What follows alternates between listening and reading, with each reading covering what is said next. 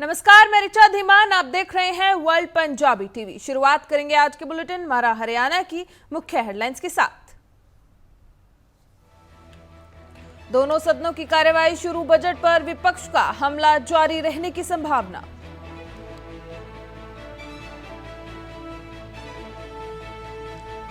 आम आदमी पार्टी की हिसार के बरवाला में रैली, पंजाब के मुख्यमंत्री भगवंत मान होंगे शामिल। पूर्व सांसद सुशील गुप्ता, अनुराग ढांडा सहित अन्य नेता होंगे शामिल। बरवाला की नई अनाज मंडी में 12 बजे होगी रैली।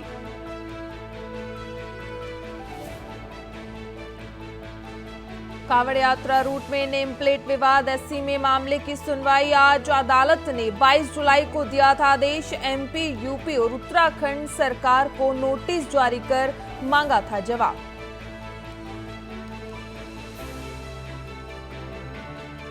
पेरिस में ओलंपिक्स 2024 खेलों की शुरुआत, आज होगी ओपनिंग सेरेमनी। 11 अगस्त तक होंगे आयोजित खेलों में देश भर के 35 स्थानों पर 10,500 एथलीट लेंगे भाग।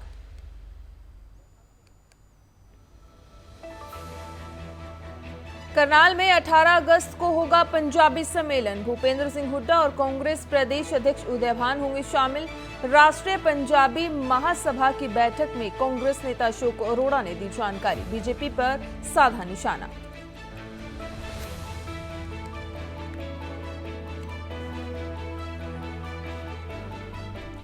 अब खबरें विस्तार से। दोनों सदनों की कार्यवाही शुरू हो चुकी है। आज भी बजट पर विपक्ष का हमला जारी रहने की संभावना है। आपको बता दें कि आज दोनों सदनों की कार्यवाही जारी हो चुकी है और आज भी बजट पर विपक्ष का हमला जारी रहने की संभावना है। आपको बता दें कि बजट पेश होने के बाद विपक्ष ने बजट को लेकर विरोध प्रदर्शन भी किया था, जिसको लेकर बजट पर विपक्ष का हमला जारी है और आज भी बजट पर विपक्ष का हमला जारी रहने की संभावना है। कांग्रेस की मांग है सीमा की स्थिति पर चर्चा हो। दोनों सदनों की कार्यवाही जारी है। आपको बता दें कि संसद के मानसून सत्र का आज 5वां दिन है और आज भी विपक्ष का हमला जारी रहने की संभावना है। सदन में करगिल के शहीदों को भी श्रद्धांजलि दी गई है। बजट पर लगातार तीसरे दिन बहस जारी है। कांग्रेस की मांग है कि सीमा की स्थिति पर चर्चा की जाए। आपको बता दें कि आज दोनों सदनों की कार्यवाही जारी है और आज कार्यवाही का 5वां दिन है।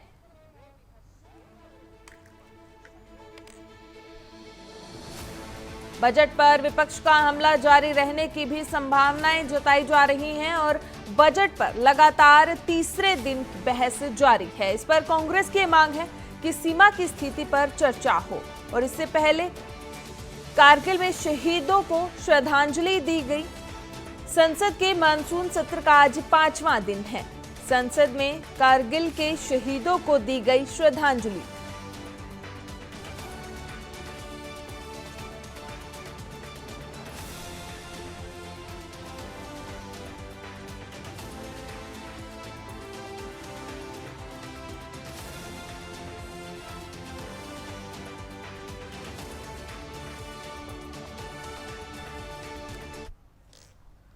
आम आदमी पार्टी का मिशन हरियाणा में चुनाव की तैयारियों में जुटी आम आदमी पार्टी 15 दिनों में 45 बड़ी रैलियों का ऐलान किया है। आज हिसार के बरवाला में रैली का आयोजन किया गया है, जहां पर पंजाब के मुख्यमंत्री भगवंत मान शामिल होंगे। उनके साथ ही सुनीता केजरीवाल भी रैली में शामिल होंगी।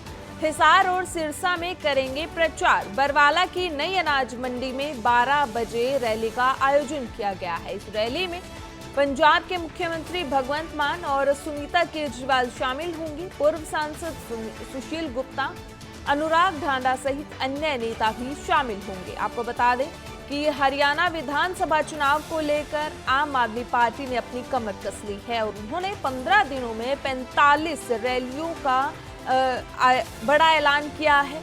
और आज जो है हिसार के बरवाला की नई अनाज मंडी में रैली होनी है, जहां पर पंजाब के मुख्यमंत्री भगवंत मान और सुनीता केजरीवाल शिरकत करेंगी और इनके साथ ही पूर्व सांसद सुशील गुप्ता, अनुराग ढांडा सहित अन्य नेता भी शामिल होंगे। आपको बता दें कि हरियाणा विधानसभा चुनावों को लेकर भी आम आदमी पार्टी ने कमर कस ली है।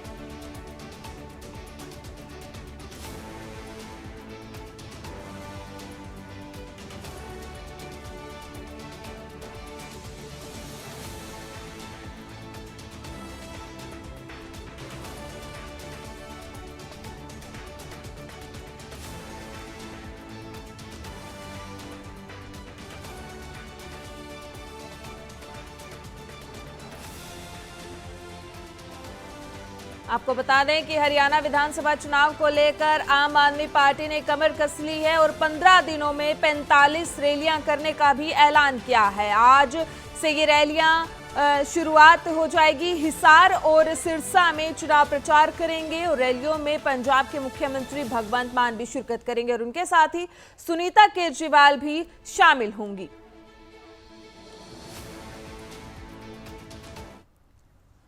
लोकसभा सदन की कार्यवाही जारी है, सीधा रुख करेंगे।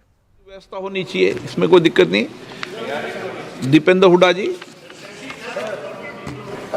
आपके माध्यम से मैं जानना चाहूँगा, क्या विदेश मंत्रालय को इस बात की जानकारी है कि सर पिछले चंद वर्षों में बिना वीज़ा के जोखिम के रस्तों से लाखों की तादाद में हमारे देश के कई प्रदेशों के नौजवान, जिसको डोंकी का रास्ता कहते हैं, बेरोजगारी से हताशा से विदेशों की तरफ जा रहे हैं। यूएस, केवल एक मैं यूएस का उदाहरण देता हूं। Custom and border patrol CBP US के अनुसार 97,000 भारतीय नागरिक यूएस के दोनों पनामा के जंगलों के रास्ते मेक्सिको बॉर्डर से या कनाडा के थ्रू यूएस के अंदर पिछले एक वर्ष में उन्होंने उनको चेक किया है। अमानवीय परिस्थितियों से गुजरते हुए नौजवान जाते हैं। आज अभी अकेले यूएस में 15 लाख ऐसे भारतीय नागरिक हैं जो अनडॉक्यूमेंटेड हैं।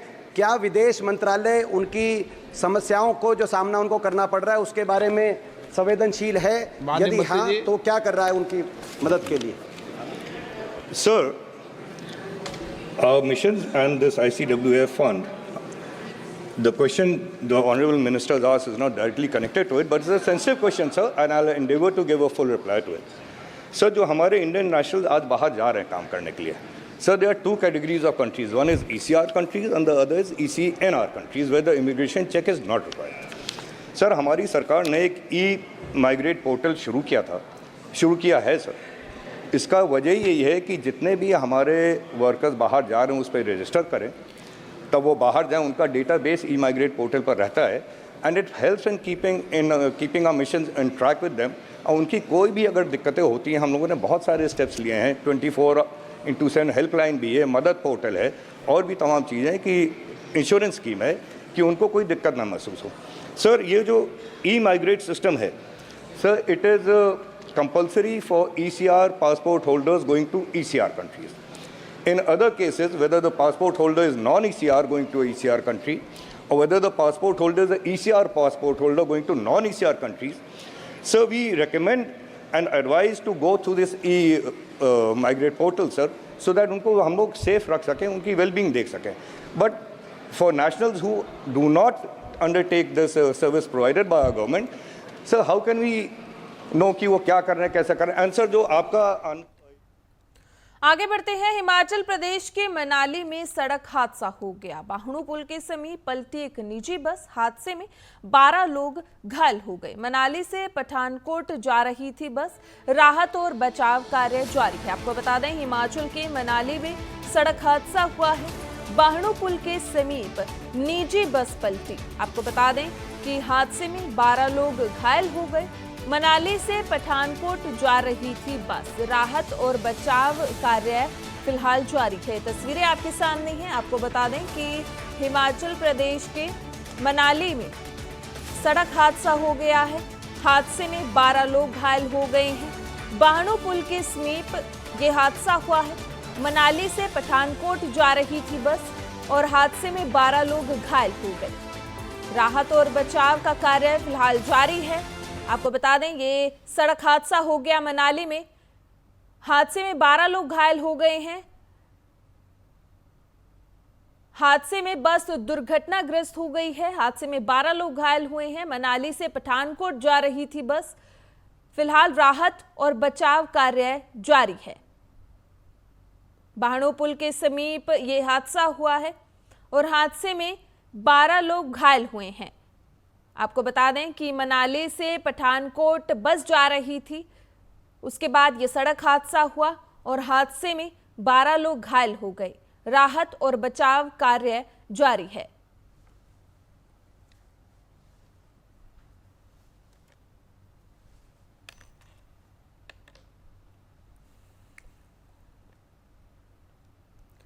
कावड़ यात्रा रूट में नेम प्लेट विवाद, ऐसी में मामले पर आज सुनवाई होनी है। अदालत में 22 जुलाई को आदेश दिया था। एमपी, यूपी और उत्तराखंड सरकार को नोटिस जारी कर जवाब मांगा था। आपको बता दें कि सुप्रीम कोर्ट में मामले की सुनवाई होनी है आज। 22 जुलाई को अदालत ने आदेश दिया था। मध्य प्रदेश, यूपी और उत्तराखंड सरकार को नोटिस जारी कर जवाब मांगा था। आपको बता दें कि कावड़ यात्रा रूट में नेम प्लेट विवाद का मामला है।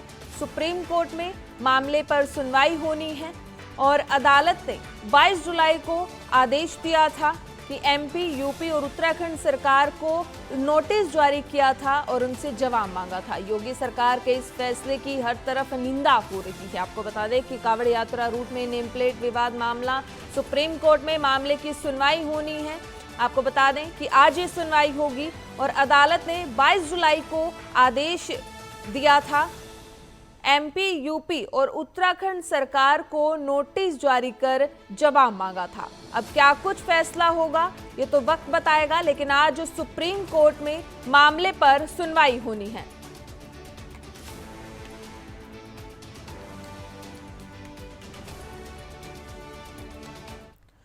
पेरिस में ओलंपिक 2024 खेलों की शुरुआत आज होगी। ओपनिंग सेरेमनी 11 अगस्त तक होंगे आयोजित। खेलों में देश भर के 35 स्थानों पर 10,500 एथलीट भाग लेंगे। आपको बता दें कि 24 तारीख से ही इन खेलों की शुरुआत हो गई थी, लेकिन जो आज ग्रैंड ओपनिंग है वो आज से शुरुआत होगी। खेलों में देश भर के 35 स्थानों पर 10,500 एथलीट भाग लेंगे। पेरिस में ओलंपिक 2024 खेलों की शुरुआत हो गई है। आज ओपनिंग सेरेमनी होगी। 11 अगस्त तक आयोजित होंगे ये खेल और आपको बता दें कि खेलों में देश भर के 35 स्थानों पर 10,500 एथलीट भाग लेंगे।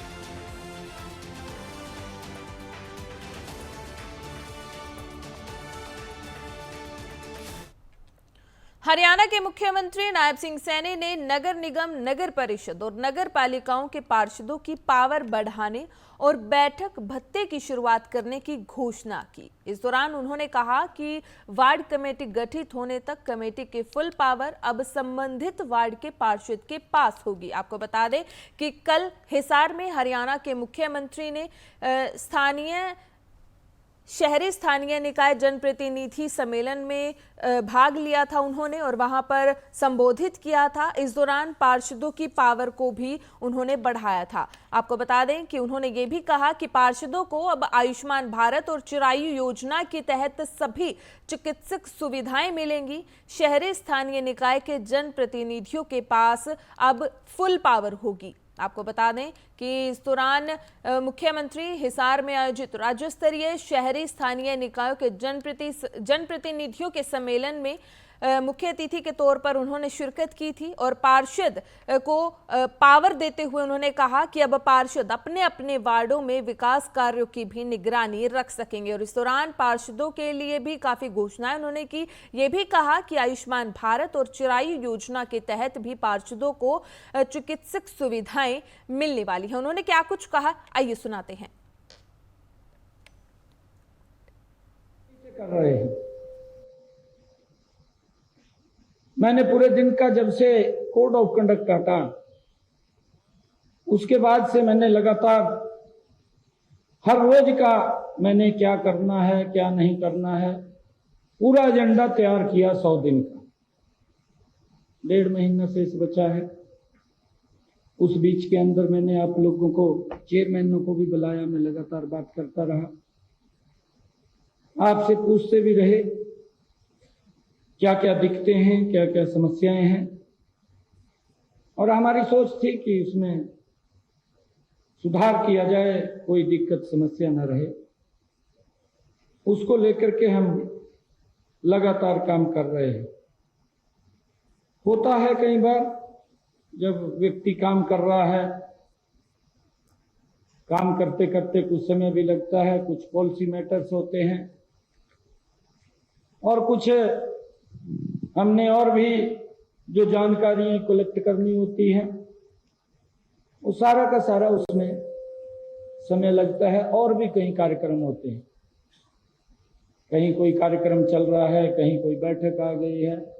रुक करेंगे करनाल का। करनाल में राष्ट्रीय पंजाबी महासभा की ओर से बैठक की गई, जिसमें 18 अगस्त को होने वाली पंजाबी सम्मेलन की रूपरेखा तैयार की गई। बैठक में कांग्रेस के नेता अशोक अरोड़ा समेत पंजाबी समाज के पूर्व विधायक मौजूद रहे। मुख्य अतिथि भूपेंद्र सिंह हुड्डा और कांग्रेस प्रदेश अध्यक्ष उदयभान समेत पूर्व विधायक और विधायक इस सम्मेलन में शिरकत करेंगे। इस दौरान अशोक अरोड़ा ने बीजेपी पर भी निशाना साधा है। आज की जो मौजूदा सरकार है हर मोर्चे पे विफल है। विशेष रूप से आज बढ़ती महंगाई, बढ़ती बेरोजगारी और बढ़ते अपराध की वजह से लोग दुखी हैं और सबसे ज़्यादा दुखी हैं पंजाबी समाज के लोग, क्योंकि वो छोटे दुकानदार से लेके बड़े उद्योगपति तक हैं और उनके मन में एक भय है, रोज गोलियां चल रही हैं, हत्याएं हो रही हैं, तो वो लोग चाहते हैं कि इनसे कैसे छुटकारा मिले। तो उन लोगों ने कहा कि आप पंजाबी समाज का एक सम्मेलन बनाकर हुड्डा साहब को बुलाओ और उसमें, क्योंकि अगली सरकार लोगों के मन में है कि कांग्रेस पार्टी की आने जा रही है, तो उनसे जहां अपनी हिस्सेदारी मांगो और उनको कहो कि ये जो चीज़ें हैं, आज भ्रष्टाचार बढ़ रहा है, अपराध बढ़ रहा है, इस पे अंकुश लगाएं। आगे बढ़ते हैं। कैथल के नए रेलवे स्टेशन के फाटक के पास एक युवक रेलवे लाइन क्रॉस करते हुए ट्रेन की चपेट में आकर गंभीर रूप से घायल हो गया। ट्रेन को वहीं रोक दिया गया। यात्रियों ने घायल को कपड़े बांधकर खून रोकने की कोशिश की और उसे ट्रेन में ही लेटाकर कैथल के मुख्य रेलवे स्टेशन पर ले जाया गया और वहां से उसे एम्बुलेंस के द्वारा अस्पताल भेजा गया। घायल युवक की पहचान अभी तक नहीं हो पाई है। स्टेशन मास्टर को इसकी सूचना गेटमैन द्वारा दी गई। यह ट्रेन आपको बता दें कुरुक्षेत्र से कैथल होती हुई जींद जा रही थी। भाई हम गेट पे ड्यूटी कर रहे थे। हाँ। तो हमने सिग्नल पूरा अपना दे रखा था। यहाँ से गाड़ी आ रही थी। हाँ। मैं वहाँ गेट पे अपनी ग्रीन सिग्नल दे रहा था। हाँ। उसके बाद में गाड़ी हमें यहाँ रुकी मिली। मैंने स्टेशन मास्टर से बात की है। स्टेशन मास्टर कह रहा था एमआर हो गया, बट एमआर नहीं हुआ। मैंने यहाँ आके देखा है तो बंदा कोई जपेट में आके थोड़ी बहुत ही चोट लगी है।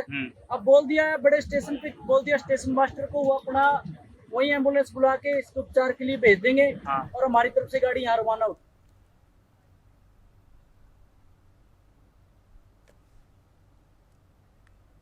आपको बता दें कि कैथल के नए रेलवे फाटक के पास ये हादसा हुआ और हादसे के दौरान व्यक्ति रेलवे क्रॉसिंग कर रहा था जिस वक्त ये हादसा हुआ और हादसे की चपेट में आने से व्यक्ति बुरी तरह से घायल हो गया। आपको बता दें कि जो घायल है उसकी अभी पहचान नहीं हो पाई है और लोगों ने व्यक्ति को अस्पताल पहुंचाया। पहले उसे आपको बता दें कि क्रॉसिंग करते समय ये हादसा हुआ और अब व्यक्ति का अस्पताल में इलाज चल रहा है। इस खबर पर अधिक जानकारी के लिए कैथल से हमारे संवाददाता वीरेंद्र पुरी हमारे साथ जुड़ चुके हैं। वीरेंद्र, क्या कुछ अपडेट है, कैसी हालत है अभी उस व्यक्ति की जो हादसे में घायल हो गए थे? देखिए रीचा, कल शाम की बात है, लगभग 7 बजे के आसपास की जब ट्रेन गुजर रही थी तो एक व्यक्ति उसकी चपेट में आ गया। जो वहाँ गेटमैन थे उन्होंने जाके उसको संभाला। उसकी गर्दन में चोट लगी थी, उसके चेहरे पर चोट लगी थी, तो उसको फटाफट से जो प्राथमिक उपचार है वो दिया गया। क्योंकि ट्रेन की पटरी थी, आसपास कोई निकलने की जगह नहीं थी, तो ट्रेन में ही उसको स्टेशन तक ले जाया गया और उसके बाद हॉस्पिटल पहुंचाया गया। फिलहाल जो उसकी स्थिति है वो नाजुक बनी हुई है, लेकिन जो मामला है वो जरूर दर्ज किया गया है क्योंकि ये महज एक औपचारिकता होती है और जो व्यक्ति है उसका इलाज चल रहा है। और बताया जा रहा है कि अर्जुन नगर इलाके का वो व्यक्ति है। फिलहाल जो है जो रेलवे पुलिस है वो कार्रवाई में जुटी है। जी, बहुत बहुत शुक्रिया वीरेंद्र, ये तमाम जानकारी के लिए। आपको बता दें कि क्रॉसिंग करते समय ये हादसा हुआ जिस वक्त ये व्यक्ति घायल हो गया और गंभीर अवस्था बताई जा रही है ऐसे में, और अस्पताल पर व्यक्ति का इलाज चल रहा है। रोहतक पीजीआई के पूर्व डीएमएस और मृत्यु जन्म प्रमाण पत्र विभाग के इंचार्ज डॉक्टर संदीप ने पीजीआई के ही निदेशक अन्य 3 और डॉक्टर्स पर उनके खिलाफ साजिश कर उन्हें पीजीआई से नौकरी से हटवाने का आरोप लगाया है। दरअसल यह मामला 1 साल भर पुराना है, जहां पर डॉक्टर संदीप पर जन्म प्रमाण पत्र में गड़बड़ी करने के आरोप लगे और उनके पद से हटाकर पीजीआई प्रशासन द्वारा उन्हें पीजीआई से बाहर कर दिया। मैं पहले पीजीआई रोहतक में कार्य करता था। मुझे एक फर्जी इंक्वायरी के तहत, फर्जी कागजों के तहत, फर्जी मोहर के तहत, फर्जी डॉक्यूमेंट के साथ झूठी इंक्वायरियां करके यहाँ से रिप्रेजेंट कर दिया था और चार्जशीट के लिए रिकमेंड कर दिया गया था। बाद में जब इस मामले की इंक्वायरी करी गई तो पाया गया कि जिन कागजों के आधार पर मुझे रिप्रेजेंट किया गया है या मुझे यहाँ से बदला गया है वो कागज झूठे हैं, उन पे झूठे सीएमओ के साइन हैं और एक झूठी इंक्वायरी करी जो बाद में हरियाणा सरकार में चैलेंज हो गई और जिसे कह दिया गया कि सारे फैक्ट एंड फाइंडिंग सारे झूठे पाए गए। इसलिए मुझे एक षड्यंत्र के तहत फंसाने के लिए यहाँ से रिप्रेजेंट कर दिया गया था और सजा देने के लिए लिख दिया गया था। तो आप उसमें कौन से पद पे थे? मैं रजिस्ट्रार था बर्थ एंड डेथ डिपार्टमेंट में और डॉक्टर लोचब ने स्टेटमेंट दी थी अखबार में कि इसने बहुत ज़्यादा गड़बड़ कर रखी है। आज मैं उनसे पूछता हूँ कि कौन सी गड़बड़ कर रखी है। आज सिद्ध हो चुका है कि सारे कागज झूठे बनाए गए। फिलहाल इस बुलेटिन में इतना ही। दीजिए मुझे इजाजत। धन्यवाद।